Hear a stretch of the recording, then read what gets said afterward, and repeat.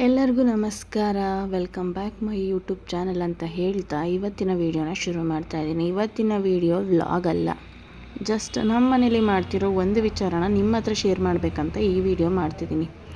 ನಾವು ದನಗಳಿಗೆ ಡೈಲಿ ಗಂಜಿ ಮಾಡಿ ಕುಡಿಸ್ತೀವಿ.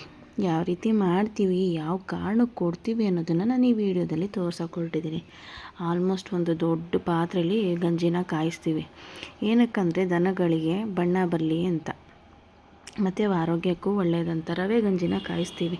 ನೀರು ಚೆನ್ನಾಗಿ ಕುದ್ದ ಮೇಲೆ ನಮ್ಮಮ್ಮ ಈ ರೀತಿ ರವೆ ಹಾಕಿ ಗಂಜಿನ ಮಾಡ್ತಾರೆ. ನಾವು ಯೂಶ್ವಲಿ ಈವ್ನಿಂಗ್ ಕಾಯಿಸ್ತಿದ್ವಿ, ಮಾರ್ನಿಂಗ್ ಕುಡಿಸ್ತಿದ್ವಿ.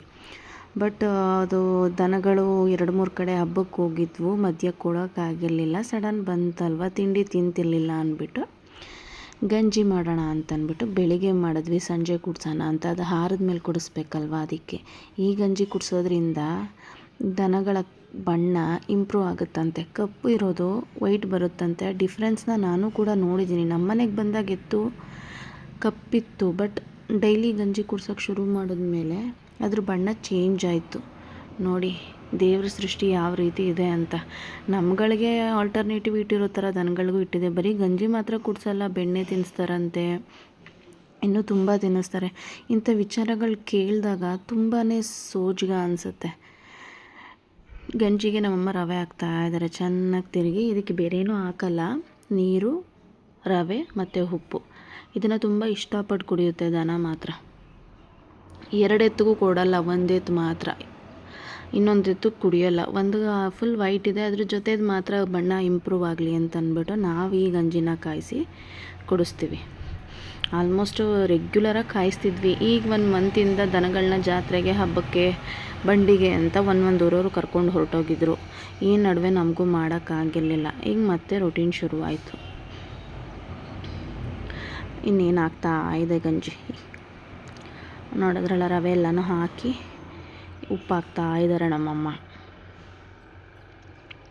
ಈ ರೀತಿ ಉಪ್ಪು ಹಾಕಿ ಈ ರೀತಿ ಹದಕ್ಕೆ ಬಂದಮೇಲೆ, ರವೆ ಚೆನ್ನಾಗಿ ಬೆಂದು ಈ ರೀತಿ ಹದಕ್ಕೆ ಬಂದಮೇಲೆ ಅದು ಫುಲ್ಲು ಆರಿದ್ಮೇಲೆ ನಾವು ದನಗಳನ್ನ ಕುಡಿಸ್ತೀವಿ. ಒಂದು ನಮ್ಮ ಕೊಟ್ಟಿಗೆ ಹತ್ರ ತೊಗೊಂಡೋಗಿ ಕುಡಿಸ್ತೀವಿ, ಇಲ್ಲ ದನಗಳನ್ನ ಇಲ್ಲಿಗೆ ಇಟ್ಕೊಂಡು ಬರ್ತಾರೆ ನೀರು ಕುಡ್ಸೋಕೆ ಬಂದಾಗ, ಆವಾಗ ಕುಡಿಸ್ತೀವಿ. ನಾವು ವೈಟ್ಗೆ ಹಾಕ್ಬೇಕಂತಂದರೆ ಪಾರ್ಲರ್ ಮೊರೆ ಹೋಗ್ತೀವಿ ಅಥವಾ ಕ್ರೀಮ್ ಮೊರೆ ಹೋಗ್ತೀವಿ. ಈ ದನಗಳ ಬಣ್ಣ ಹೆಚ್ಚೋದಕ್ಕೆ ಕಂಡಿಡ್ದಿರೋ ರೀತಿ ನೋಡಿ. ಇದೆಲ್ಲ ಅನಿಸುತ್ತೆ ಎಷ್ಟು ಚಂದ ವಿಧಾನಗಳನ್ನ ಕಂಡಿಡ್ದಿದ್ದಾರೆ ಅಂತ. ನೋಡೋಕ್ಕೆ ಖುಷಿ ಕೂಡ ಆಗುತ್ತೆ.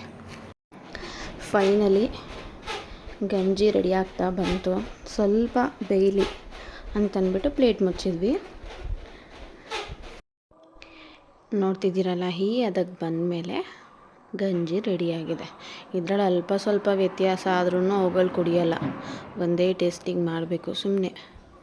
ಸೊ ಅದಕ್ಕೆ ಬಂದಮೇಲೆ ಗಂಜಿ ರೆಡಿ ಅಂತ ಅರ್ಥ. ಇದನ್ನು ಬಿಸಿ ಇರುವಾಗಲೇ ಕುಡಿಸಲ್ಲ. ಸಂಜೆ ಕುಡಿಸೋದಾದರೆ ಬೆಳಗ್ಗೆ ಮಾಡ್ತೀವಿ, ಬೆಳಿಗ್ಗೆ ಕುಡಿಸೋದಾದರೆ ಹಿಂದಿನ ದಿನ ಸಂಜೆನೇ ಮಾಡಿ ಇಟ್ಬಿಡ್ತೀವಿ. ಫುಲ್ ತಣ್ಣಗಾದ್ಮೇಲೆ ಅವನ್ನ ಇಟ್ಕೊಬಂದು ಕುಡಿಸೋದು.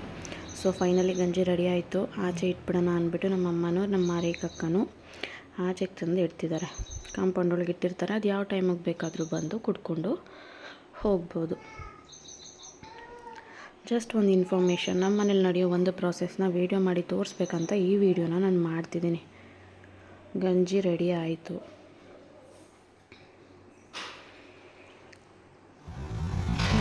ನನ್ನ ತಮ್ಮ ಇಟ್ಕೊಂಡು ಬಂದು ಕುಡ್ಸೋಕ್ಕೆ ಅಂತ. ಮೇ ಬಿ ತಿಂಡಿ ಜಾಸ್ತಿ ತಿಂದ್ಬಿಟ್ಟಿರಬೇಕು. ಸ್ಟಾರ್ಟಿಂಗ್ ಸ್ವಲ್ಪ ಹಿಂದೆ ಮುಂದೆ ನೋಡ್ತಾ ಇದೆ. ತುಂಬ ದಿನ ಆಗಿದೆಯಲ್ಲ ಕುಡಿದು. ಸೊ ಇದಾಗಿತ್ತು ಇವತ್ತಿನ ವೀಡಿಯೋ. ಐ ಹೋಪ್ ಎಲ್ರಿಗೂ ವೀಡಿಯೋ ಇಷ್ಟ ಆಗಿದೆ ಅಂತ ಭಾವಿಸ್ತೀನಿ. ಎಲ್ಲರೂ ವೀಡಿಯೋ ಫುಲ್ ನೋಡಿದ್ದಕ್ಕೆ ಧನ್ಯವಾದಗಳು. ಎಲ್ರಿಗೂ ಶೇರ್ ಮಾಡಿ. ನಿಮ್ಮ ಸಪೋರ್ಟ್ ನನಗೆ ತುಂಬ ಅವಶ್ಯಕ. ಸೊ ಫೈನಲಿ ಗಂಜಿ ಕುಡಿತಾ ಇದೆ. Thank you so much. ನಿಮ್ಮ ಒಂದು ಸಬ್ಸ್ಕ್ರೈಬ್ ನನಗೆ ವೀಡಿಯೋ ಮಾಡೋದಕ್ಕೆ ಒಂದು ಇನ್ಸ್ಪಿರೇಷನ್ ಅಂತ ಅನಿಸುತ್ತೆ. ಎಲ್ಲರಿಗೂ ಥ್ಯಾಂಕ್ ಯು. ಮತ್ತೆ ಸಿಗೋಣ ಅಂತ ಹೇಳ್ತಾ ವೀಡಿಯೋನ ಮುಗಿಸ್ತಾ ಇದ್ದೀನಿ.